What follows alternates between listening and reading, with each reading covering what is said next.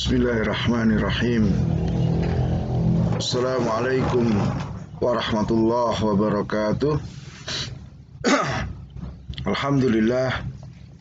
Wassalatu wassalamu ala rasulillahi wa ala alihi wa ashabihi wa mawala mabad. Anak-anakku yang berbahagia, kita masuk di pembahasan ketiga tentang hidayah. Nah, diharapkan dengan mempelajari pembahasan ini kalian bisa menjelaskan jenis-jenis hidayah beserta dalilnya.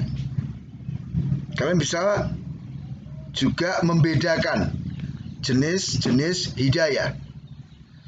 Kemudian kalian bisa merasakan makna pengkhususan Allah dengan hidayah taufik. Selanjutnya kalian bisa menyebutkan sebab-sebab yang mendatangkan hidayah.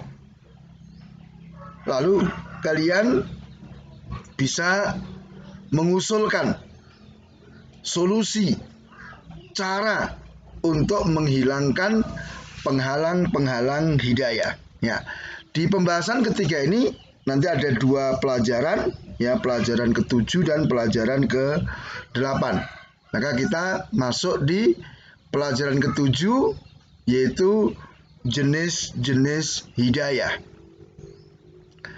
Anak-anakku yang dimuliakan oleh Allah Ta'ala, ya, kita lihat bagaimana para nabi dan rasul mereka bersemangat, bersungguh-sungguh dalam memberikan hidayah kepada manusia. Kita bisa lihat bagaimana Ibrahim alaihissalam, ya, berusaha keras, semangat untuk memberi petunjuk kepada ayahnya. Ya, Allah sebutkan di Al-An'am ayat 74. Wa idz qala Ibrahimu li abihi azara atattakhidhu asnaman alihatan inni araka wa qaumaka fi dhalalim mubin. Ya. Dan ingatlah ketika Ibrahim berkata kepada ayahnya yang bernama Azar, pantaskah engkau menjadikan berhala-berhala itu sebagai sesembahan? Sesungguhnya aku melihat engkau dan kaummu dalam kesesatan yang nyata. Ibrahim juga mengatakan di surat Az-Zukhruf 26 dikabarkan oleh Allah Ta'ala, wa idz qala Ibrahimu li abihi wa qaumihi innani bara'um mimma ta'budun. Ingatlah ketika Ibrahim berkata kepada ayah dan kaumnya, sesungguhnya aku berlepas diri, membenci terhadap apa yang kalian sembah dari selain Allah Ta'ala. Kemudian, apa itu hidayah?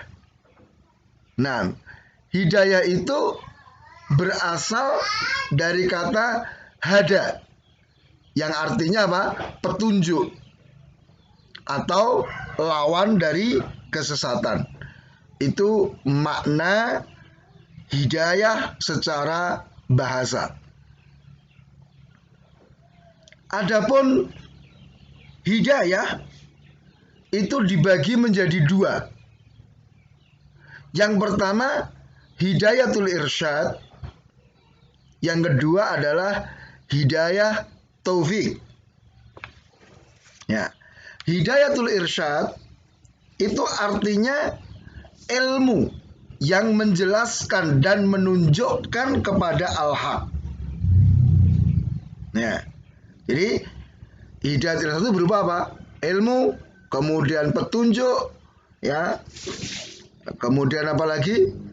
Ya, penjelasan dan sebagainya. Jadi perkara yang menjelaskan dan menunjukkan al-haq. Maka ini hidayatul irsyad merupakan tugas para rasul, ya, dan orang-orang yang mengikutinya. Nah, jadi para ustadz, para guru, orang tua ini tugasnya adalah memberikan hidayah irsyad, yaitu menunjukkan, menjelaskan al-haq kepada manusia.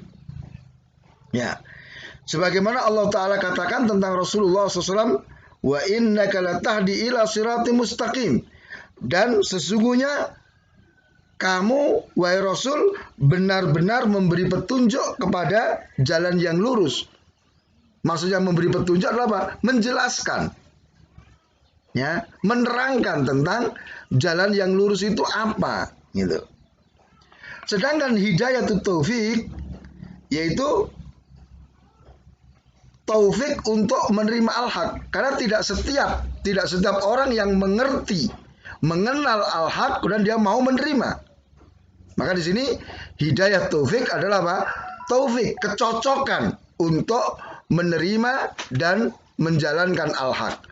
Maka yang memberi taufik itu hanya Allah Ta'ala saja. Hanya Allah yang bisa. Ya, Allah katakan, innaka la tahdi man ahbabta walakinallah yahdi may yasha. Ya, sesungguhnya engkau wahai Rasul Muhammad SAW tidak bisa memberi petunjuk, yaitu taufik, kepada orang yang kamu cintai.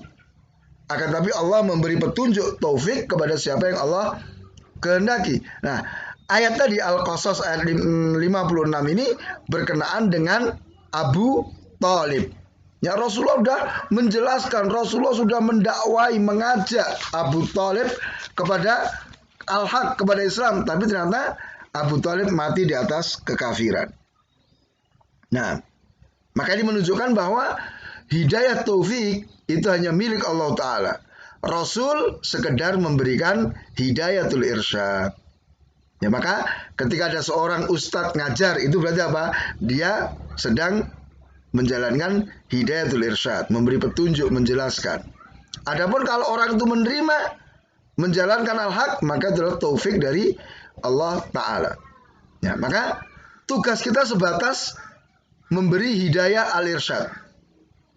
Adapun orang itu mendapat taufik atau tidak, itu urusannya Allah Ta'ala. Tapi kita harus semaksimal mungkin, ya, semaksimal mungkin menjelaskan dan menunjukkan al-haq. Kita lihat bagaimana semangat Nabi SAW dalam memberikan hidayah kepada pamannya.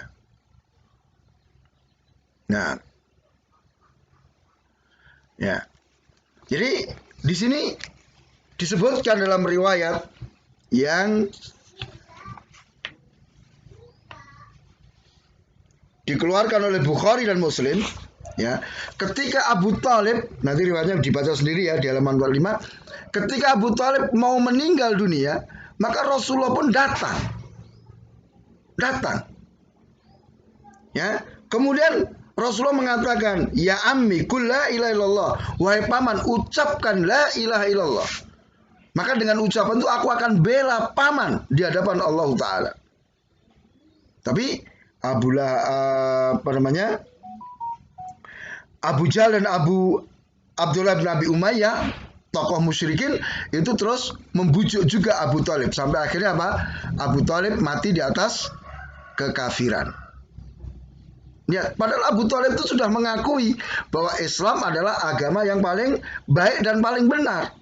Tapi ternyata dia tidak mendapatkan taufik dari Allah. Meskipun Rasulullah sudah memberikan petunjuk-petunjuk, menjelaskan, menerangkan al-haq secara gamblang kepada Abu Thalib, ternyata apa? Abu Thalib mati dalam keadaan kafir. Maka di sini Allah katakan, innaka la tahdi man ahbabta. Tadi, engkau tidak bisa memberi hidayah taufik kepada orang yang kamu cintai, tetapi Allah memberi taufik kepada siapa yang Allah kehendaki. Kemudian dari peristiwa meninggalnya Abu Thalib, maka tidak boleh seseorang memintakan ampun bagi kaum musyrikin. Orang yang mati di atas kesyirikan, maka tidak boleh dimintakan ampun kepada Allah Ta'ala. Allah katakan, ya, di surat At-Taubah 113, maka nali nabi waladina aman ayastaghfiru lil musyrikina walau kanu ulil kurba min ba'di ma tabayyana lahum annahum ashabul jahim.